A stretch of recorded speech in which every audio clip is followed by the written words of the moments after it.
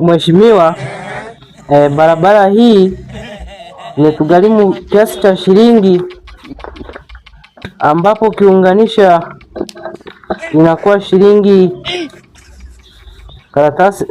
Tafadhali mheshimiwa, karatasi naona lime nanilii, ambapo imetugharimu kiasi cha shilingi, ukiunganisha mabunda yawili ambapo ni 5 hadi hapo katika kiwango cha shilingi. Ile barabara mheshimiwa ilikuwa na uzito wa kilomita 302, ambapo engineer soma engineer mheshimiwa anasoma kiasi cha shilingi, ambapo mheshimiwa naomba msaada.